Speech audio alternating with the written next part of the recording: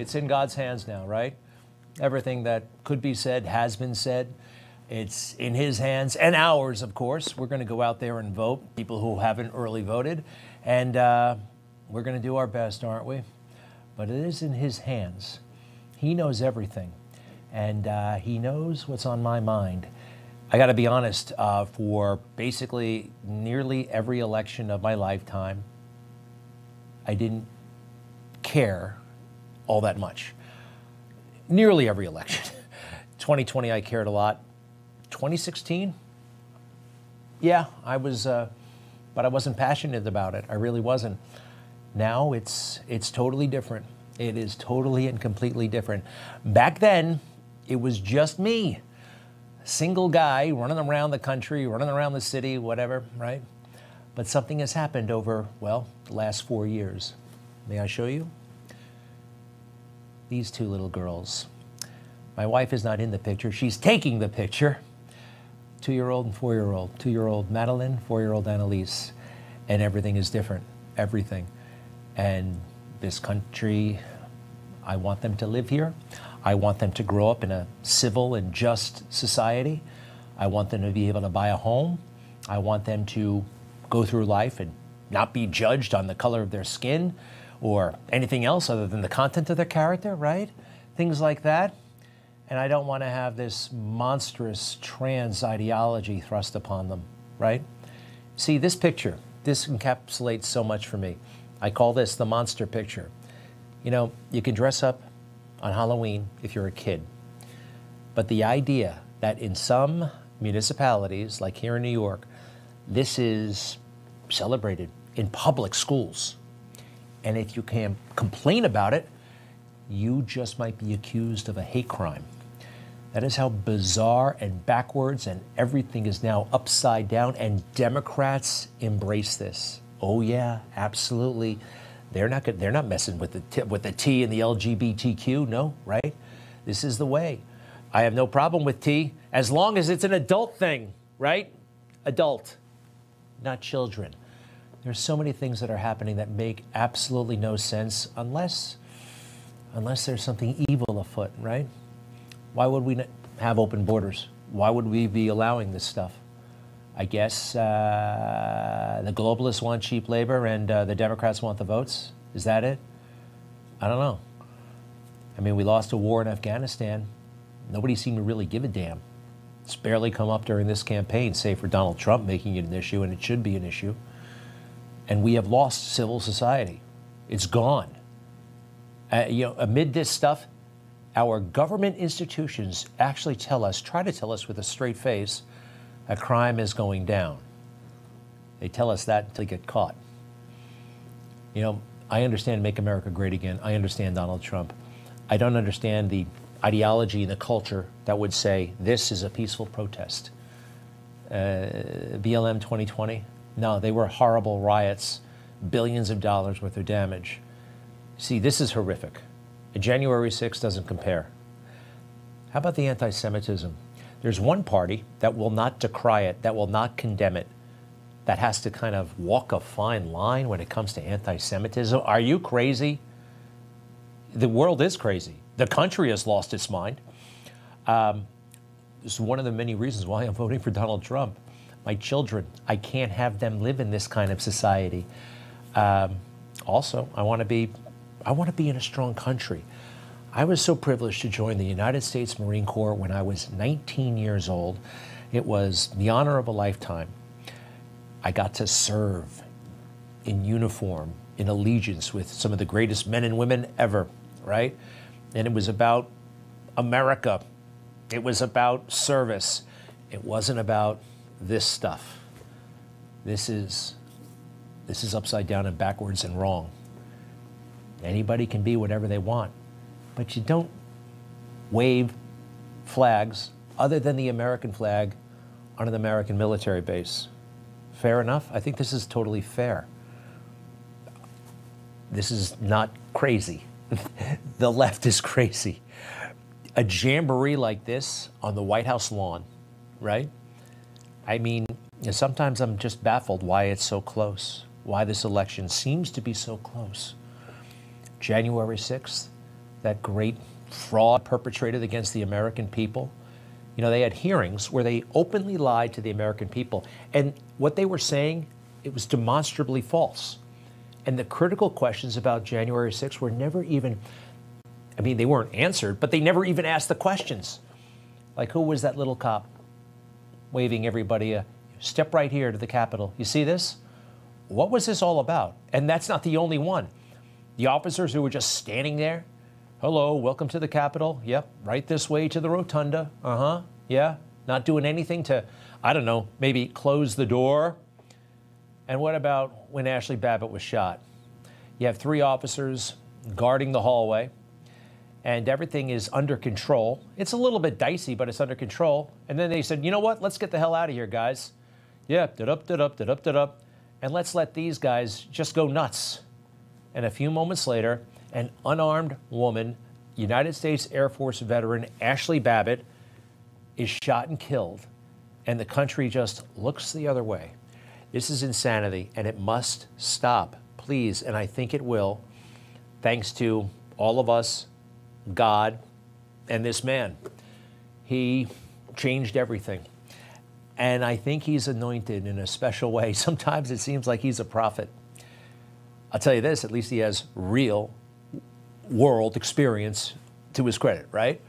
I mean, this guy turned this dilapidated hotel, the Commodore in New York City, a 28-year-old Donald Trump manages to turn it into this.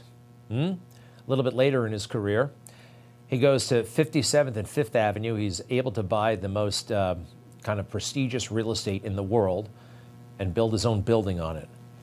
You know, that's this is real world stuff that I respect, and it's okay.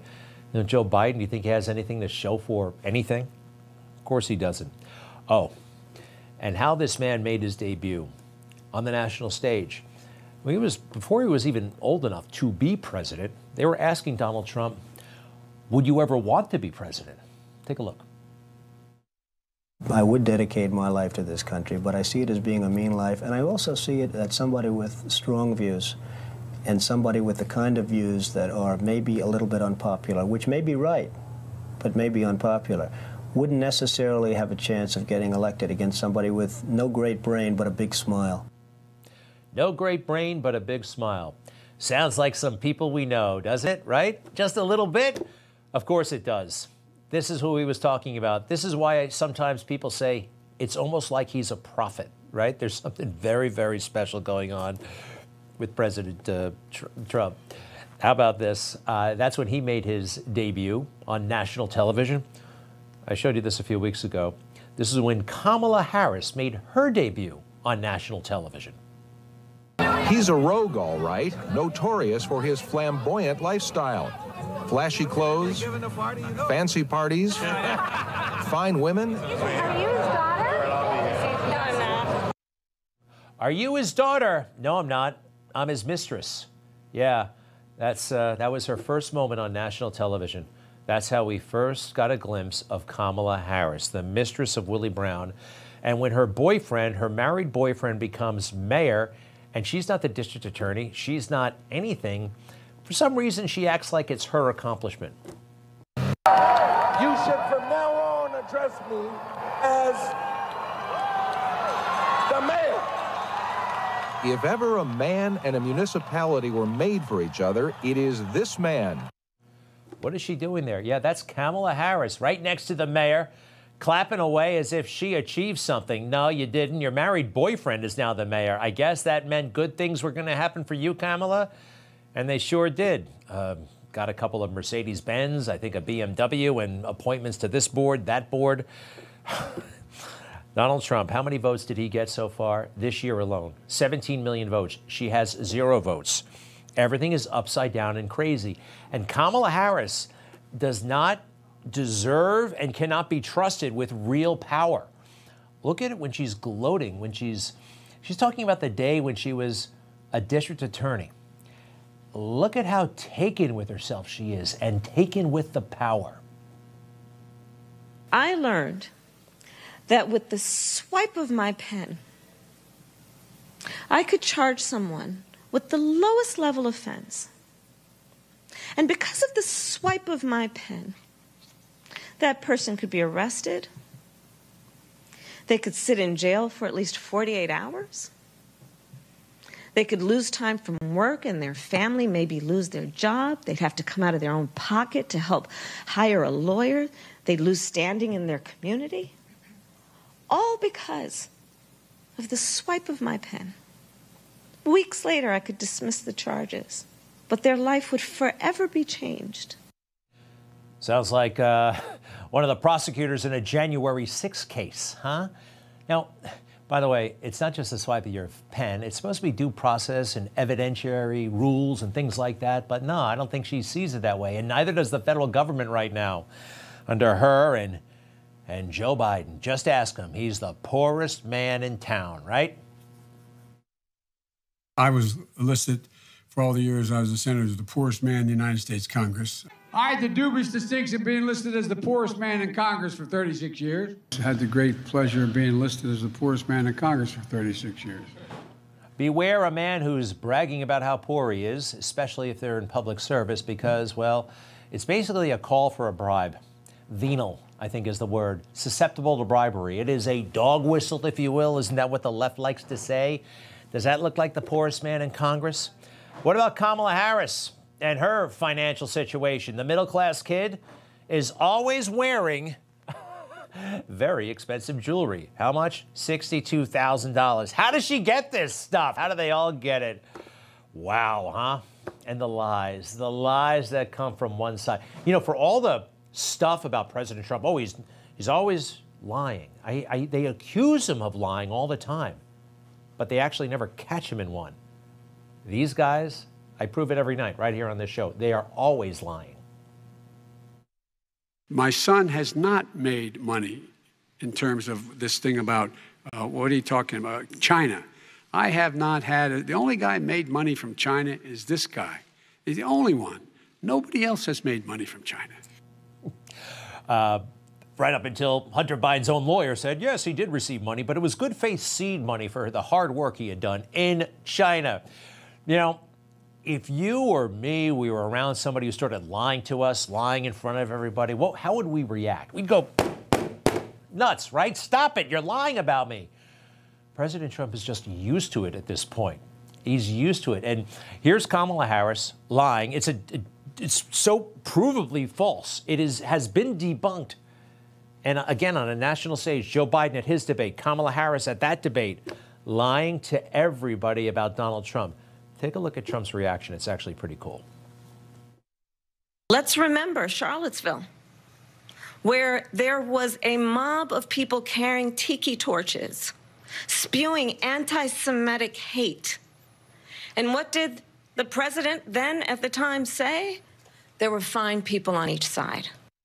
He is totally unreactive because he's heard it a million times. There's nothing to... It's just another moment for him. Did you see her, that thing with the eye, too? When she gets to the deception part, she establishes, there was a riot in Charlottesville, and then she takes it too far. She takes it to the lie. Watch this. She does the thing with your eye. You see, yeah. You see, now I'm going to lie to you. Now I'm going to deceive because I set up something that was partially true, and now I can lie. You know, it does that same thing.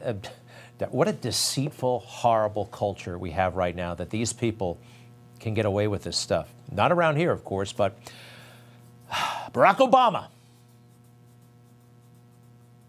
Some people might have been alive if we had had a competent administration who was paying attention and trying to do things better instead of talking about injecting bleach into your arm. Did the same thing with the eye. Same thing. This man has the nerve to call Donald Trump anti-Semite, right? Farrakhan is his best friend, these people. And the media, the fourth estate, right? No, they are totally corrupt. They are, talk about a culture of deception. They are full-on propagandists, deniers of reality. It is absolutely fascinating and a little bit scary. It really is that they will deny reality to everybody. And we'll see what happens. You know, if Trump wins, and I think he will, but I got to admit I'm a little bit nervous. We got to get out there and vote. All of them should be canceled. Information, truth, is freedom. Is Newsmax. It's real news for real people.